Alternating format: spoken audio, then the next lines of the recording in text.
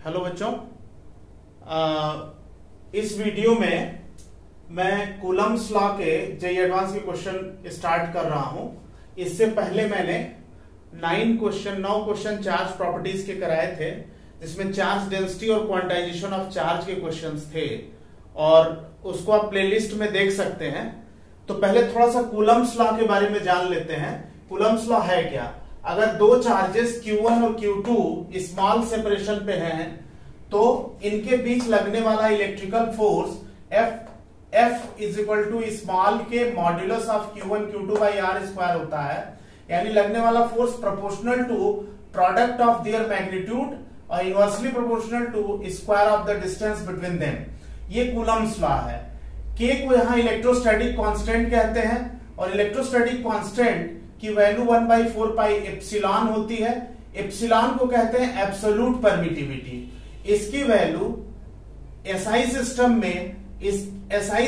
में इसकी value 1/4 pi epsilon not तब ली जाती है जब एयर या वैक्यूम का केस हो और इसकी वैल्यू 9 × 10⁹ न्यूटन मीटर स्क्वायर पर कूलम स्क्वायर होती है।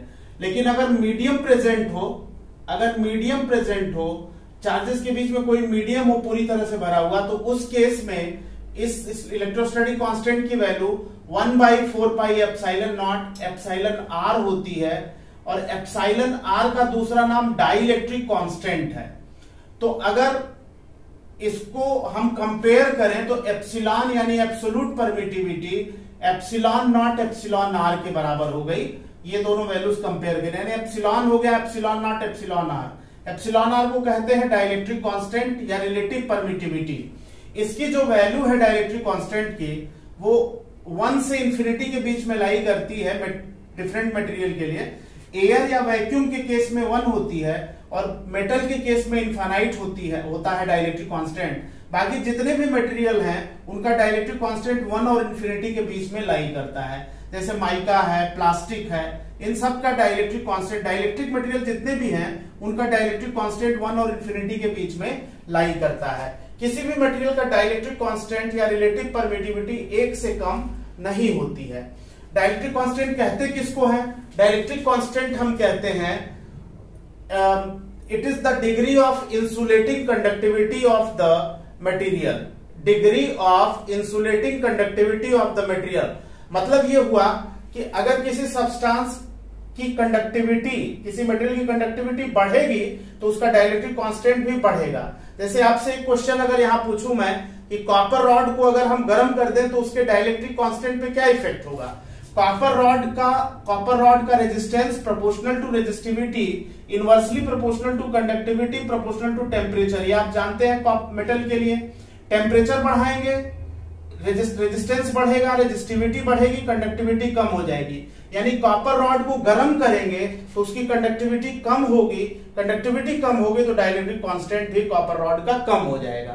तो ये डाइलेक्ट्रिक कांस्टेंट का बेसिक कॉन्सेप्ट है। अगर यहां पे हम देखें कूलम्ब्स लॉ में कि अगर पूरे स्पेस में डाइलेक्ट्रिक मटेरियल भरा हुआ है तो सीधे सीधे ये वैल्यू हम यहां पे पुट करके क्वेश्चन सॉल्व कर लेंगे। लेकिन अगर कुछ पोर्शन में डाइलेक्ट्रिक भरा हुआ है, ये डाइलेक्ट्रिक है K, इसका डाइलेक्ट्रिक कांस्टेंट है, और बाकी पोर्शन जो है वो ओपन है, एयर है या वैक्यूम है, तो उस केस में कूलम्ब्स लॉ का जो फार्मूला हो जाता है वो हो जाता है 1/4 pi epsilon naught mod Q1 Q2 by R - T + T root के होल स्क्वायर। ये इफेक्टिव सेपरेशन हो जाती है और ये इसकी डेरिवेशन जो है आपको कराई जा सकती है। बट यहां पे हम इस एप्लीकेशन पर एक सिंपल सा क्वेश्चन लेते हैं जेईई एडवांस के पॉइंट ऑफ व्यू से।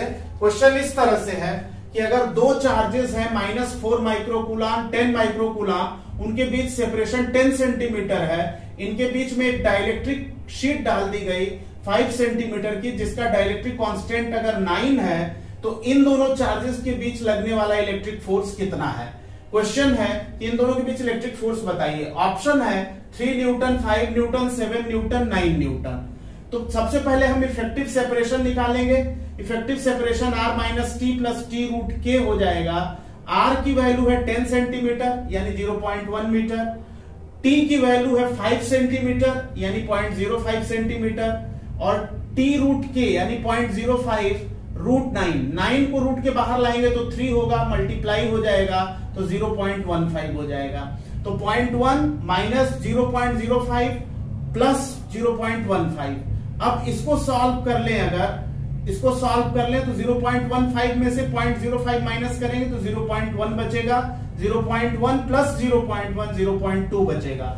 तो फोर्स जो हो गया दोनों चार्जेस के बीच 9 × 10⁹, ये वैल्यू यहां पे इफेक्टिवली ली जाती है Q1 Q2 माइक्रो कूलाम में है, Q1 Q2 डिवाइडेड बाई दोनों चार्जेस के बीच की इफेक्टिव सेपरेशन 0.2 का होल स्क्वायर, क्योंकि फार्मूला ये होता है तो इफेक्टिव सेपरेशन 0.2 स्क्वायर होगा। सॉल्व करेंगे तो 9 न्यूटन आ जाएगा। इस तरह से ऑप्शन होगा फोर्थ ऑप्शन इस क्वेश्चन का आंसर है। इसको आप ध्यान से देख लीजिए और नोट कर लीजिए। ठीक है बच्चों, थैंक यू।